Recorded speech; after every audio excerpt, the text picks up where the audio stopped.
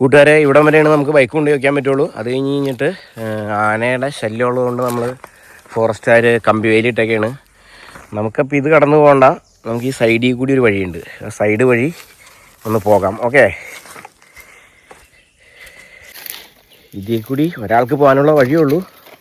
ഈ സ്വാമി കാരണം ചെരുപ്പില്ലാണ്ടൊക്കെ പോകുമ്പോൾ ഒരു ഇത്തിരി പ്രയാസമുണ്ട്. ഇതിന് കാര്യം എർത്തിട്ടല്ല, എന്നാലും നമുക്ക് ചെറിയൊരു പേടിയുള്ളതുകൊണ്ട് പിടിക്കാണ്ടിരിക്കുന്നതാണ്. ഇനി വൈകിട്ട് 5 മണി ആ സമയത്ത് ഇടുകയുള്ളൂ. ആനയൊക്കെ വന്ന ചെറിയൊരു കാടാണ്, പക്ഷേ ഞാൻ ഇതുവരെ കുളിക്കാൻ വന്നിട്ട് ആന വന്നിട്ടില്ല കേട്ടോ. ഇന്നും വരല്ലേന്നാണ്. നമുക്ക് ഇങ്ങനെ പോകാൻ നേരത്ത്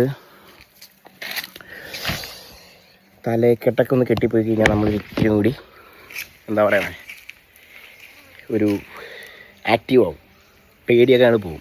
പേടി ചെറുതായിട്ടുണ്ടാവും. ആന കാടല്ലേ, ആന, പന്നി, പിന്നെ കുരങ്ങനുണ്ട്. എന്നാൽ കുരങ്ങനെ കണ്ടിയാൽ അപ്പോൾ ഞാൻ അതൊക്കെ നിങ്ങൾക്ക് കാണിച്ചു തരാം. എല്ലാവർക്കും ഇനിയിപ്പോൾ മിക്കവരും നമ്മുടെ നാട്ടിൽ നിന്ന് പുറത്തേക്കൊക്കെ പോയേക്കണ കാരണം കൊണ്ട് ഈ നാട് ശരിക്കും മിസ് ചെയ്യും. പ്രത്യേകിച്ച് എൻ്റെ ഒരു കൂട്ടുകാരനുണ്ട്, കണ്ണൻ. ഞാൻ പേടിയുണ്ടെങ്കിലും അവനവിടെ പുഴയിലിരിക്കണ്ടാവും എന്നുള്ളൊരു പ്രതീക്ഷയിലാണ് ചില വൈകുന്നേരങ്ങളിലൊക്കെ കുളിക്കാൻ ചെല്ലാറ്. പുള്ളി ഇപ്പോൾ ദുബായിൽ മണലാരണ്യങ്ങളിൽ എന്താ പറയണേ, ചുട്ടുകൊള്ളുന്ന വെയിലത്ത് പണിയെടുക്കുക. അപ്പോൾ അവനക്ക് ഈ വീഡിയോ കാണുമ്പോൾ സന്തോഷമാകുമെന്ന് വിചാരിക്കുന്നു.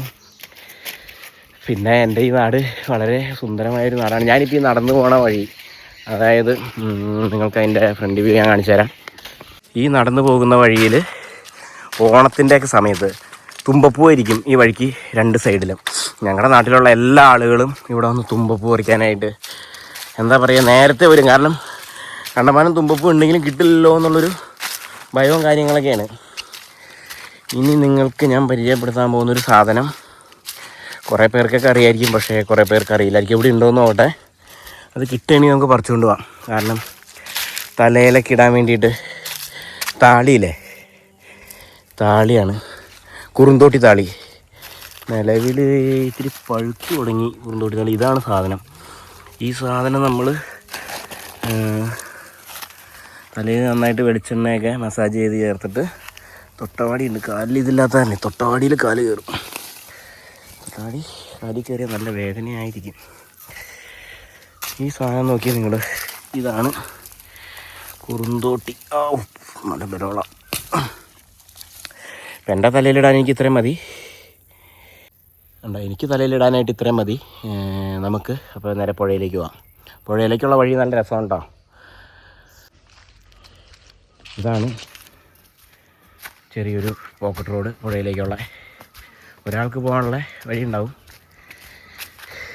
ഇവിടെ ഇപ്പോൾ സമയം 1 മണി എന്നോടടുത്തിരിക്കുകയാണ്.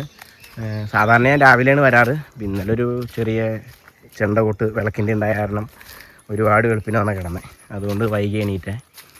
അപ്പോൾ അതുകൊണ്ടാണ് ഇത്ര സമയം. പക്ഷേ ഇവിടുത്തെ ഈ ഒരു തണലൊക്കെ കാണുമ്പോൾ നമുക്കൊരു രാവിലെ 9 മണിയുടെ ഫീൽ ഉണ്ടാവുള്ളൂ. വളരെ സന്തോഷം തോന്നുന്നൊരു എന്താ പറയണേ സമയമാണ് ഇതിലൂടെ ഇങ്ങനെ പോകുന്നത്.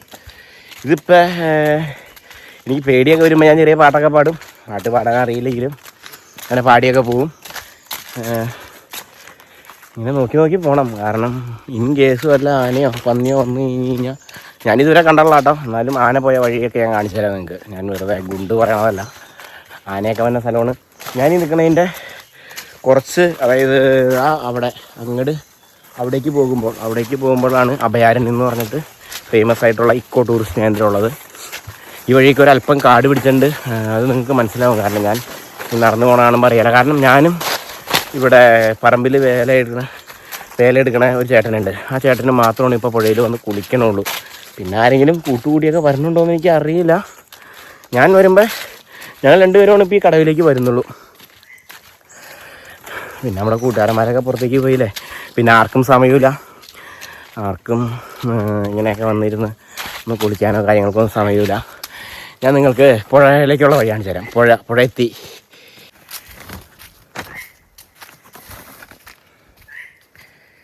ഇതാണ് മോനെ സ്വർഗം, എൻ്റെ സ്വർഗം. നിങ്ങൾക്ക് ആന കയറിപ്പോയി എന്ന് പറഞ്ഞില്ലേ, ഇത് കണ്ടോ ആന. ആന കയറിപ്പോയത് ഇതിപ്പോൾ ഒരുപാട് വർഷമായിട്ട് കയറിപ്പോയിട്ട് അതുകൊണ്ട് അധികം ആളുകളൊന്നുമില്ല. ആന കയറിപ്പോയ വഴിയത് കണ്ട ഇങ്ങനെ അവനാ കയറിപ്പോയി കണ്ട. ഇവിടെ സ്വസ്ഥമാണ്, അധികം ആരുമില്ല എന്നല്ല, ആരുമില്ല. നല്ല പക്ക എന്താ പറയണേ സിനിമയിലെ കാണുന്ന ലൊക്കേഷൻ മാതിരി തന്നെ. അങ്ങനെ നമ്മൾ ഇവിടെ നമ്മുടെ കടവിലെത്തി. മൈജിയിലുള്ളത് എന്താണെന്ന് വെച്ച് കഴിഞ്ഞാൽ എൻ്റെ സോപ്പ് അങ്ങനെയുള്ള കാര്യങ്ങൾ അതൊക്കെ നിങ്ങൾക്ക് കാണിച്ചു തരാം. ആൻഡ് ഇത് നമ്മൾ പറിച്ച കുറുന്തോട്ടി നമ്മുടെ സ്പോട്ട് ഇതാ കാണുന്നതാണ്. ഞാൻ കാണിച്ചു തരാം പുഴ ഒഴുകണതിൻ്റെ ഒരു ഭംഗി. ഓക്കെ, ആ നേരെ കാണുന്ന മലയാണ് കേട്ടോ, മലയാറ്റൂർ മല ഫേമസ് ആയിട്ടുള്ള. ആ കല്ലിലാണ് നമ്മുടെ അലക്ക് പിന്നെ കുറുന്തോട്ടി അരച്ചിടുന്ന സ്ഥലം. ഇതൊക്കെ അവിടെയാണ്. അപ്പം ഞാൻ കുളിക്കാനായിട്ടുള്ള ഒരുക്കങ്ങൾ തുടങ്ങട്ടെ. ഓക്കെ, ഇതിൻ്റെ ഉള്ളിലാണ് നമ്മുടെ സോപ്പ് കാര്യങ്ങളൊക്കെ ഇരിക്കണം. ഓക്കെ, ജസ്റ്റ് ഇതൊക്കെ എല്ലാവർക്കും അറിയാവുന്നല്ലേ. പാരച്യൂട്ട് ഓയിൽ, അതപ്പോൾ നിങ്ങൾ വിചാരിക്കും പാരച്യൂട്ടിൻ്റെ ഓയിലാണെന്നല്ല. ഇത് ഞാൻ വീട്ടിൽ നിന്നും നമ്മൾ കൊണ്ടുവന്ന കണ്ട കളർ വ്യത്യാസം കണ്ട. അതിൻ്റെ കാരണം ഇത് നമ്മൾ വെളിച്ചെണ്ണ എന്തിട്ടാ അത് തിളപ്പിച്ചതെന്ന് ഓർക്കള്ള, നമ്മൾ കാച്ചിയെടുക്കില്ലേ അങ്ങനത്തെ വെളിച്ചെണ്ണയാണ്. അലക്കണ സോപ്പ്, കുളിക്കണ സോപ്പ്, മേല് തേക്കാൻ വല. ഓക്കെ, ഇപ്പം എന്നാ ഇതിൻ്റെ മുകളിൽ നല്ല കാടാണ് കേട്ടോ. നിങ്ങൾ വിചാരിക്കും ഇത്രയും ശാന്തസുന്ദരമായ സ്ഥലം എന്നാ. എൻ്റെ അമ്മോ പൊളി. എങ്ങനെയുണ്ട്? അപ്പം അതിന് തന്നെ നമുക്ക് വെളിച്ചെണ്ണ ഇടാം. വെളിച്ചെണ്ണ നേരത്തെ ഇടുന്നതുകൊണ്ടുള്ള ഗുണം എന്താണെന്ന് വെച്ച് കഴിഞ്ഞാൽ തലയിൽ വെളിച്ചെണ്ണ ഇങ്ങനെ പിടിച്ച് നിന്നോളൂ. ഓക്കെ, അപ്പോൾ കുറേശ്ശെ വെളിച്ചെണ്ണ എടുത്തിട്ട് എന്താ ഇങ്ങനെ അവിടെ ഒഴിക്കുക. ആഹാ, ഇങ്ങനെ ഒഴിച്ചിട്ട്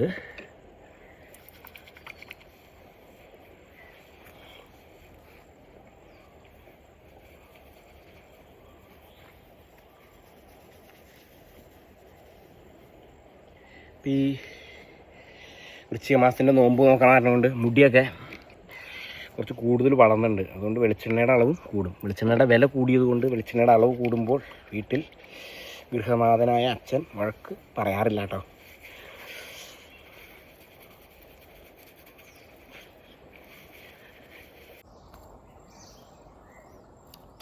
ഇനിയുള്ള പരിപാടി എന്ന് പറഞ്ഞാൽ സ്വാമിയുടെ വസ്ത്രങ്ങൾ അലക്കലാണ്. ഓക്കെ, ഒരു പുഴയിലൊക്കെ വന്ന് അലക്കിയേക്കണ കാരണം കൊണ്ട് നമുക്ക് ഈ വക കാര്യങ്ങളൊന്നുമില്ല.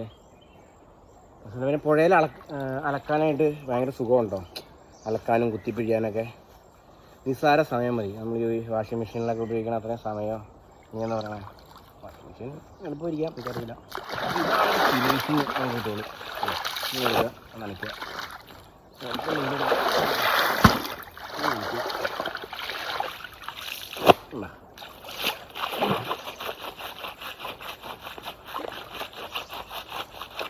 സൗകര്യം സോപ്പ് അങ്ങനെ ഇട്ട് കൊടുക്കുക, മനസ്സിലായോ? സോപ്പിലിടുക.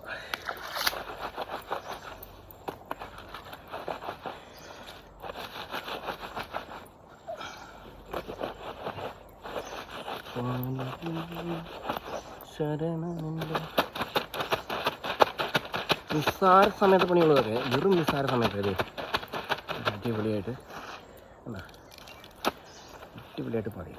സോപ്പ് പൊടിക്കണം, അടിപൊളിയായിട്ട് പണിയല്ലേ. ചെളിയാകുമ്പോൾ എന്ന് പറഞ്ഞാൽ എന്താണെന്ന് വെച്ചാൽ ഇങ്ങനെ എടുത്തിട്ട് നനക്കണം. 3 ഇത്ര ഉള്ളൂ.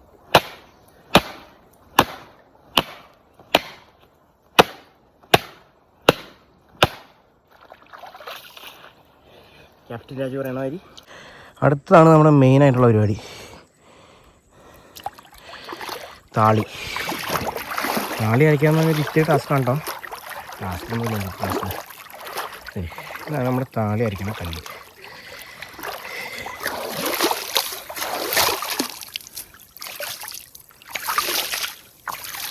താലി അല്ലാണ്ട് ഇറങ്ങാൻ കുറച്ച് കയറിയുണ്ടായില്ല, അങ്ങനെ എടുത്ത് കളയാം.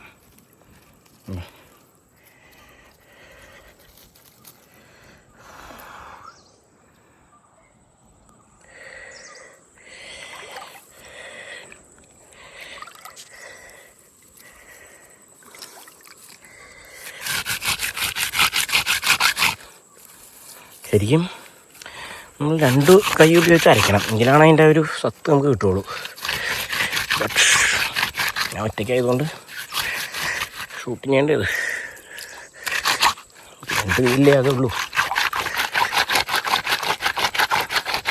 അല്ല ഷാമ്പു പോലെ നമ്മൾ 108 രൂപ 110 രൂപ കൊടുത്ത് രീതി മേടിക്കണല്ലേ, അതിന് സ്മെല്ലുണ്ടാവും. ഇതിന് ഇത്തിരി സ്മെല്ല് കുറവായിരിക്കും, പക്ഷേ ദിസ് ഈസ് വെരി നാച്ചുറൽ.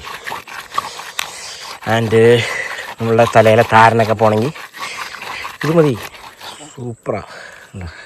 ഇതിനി ജസ്റ്റ് ഒന്ന് പിഴിയാം. കാണാം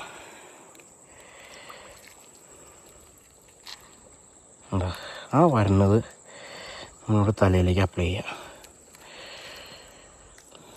എന്താ ഞാൻ തലയിലേക്കൊന്ന് അപ്ലൈ ചെയ്യട്ടെ കേട്ടോ. തലയിലേക്ക് ശരിക്കും നമ്മൾ അപ്ലൈ ചെയ്യാം.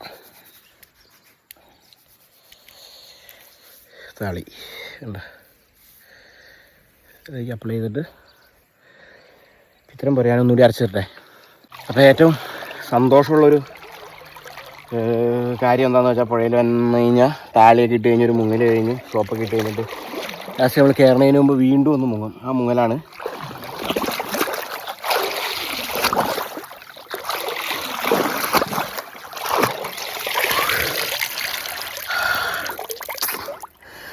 ആഹാ, എന്തോരം മുങ്ങിയാലും നമുക്ക് മടുക്കില്ല,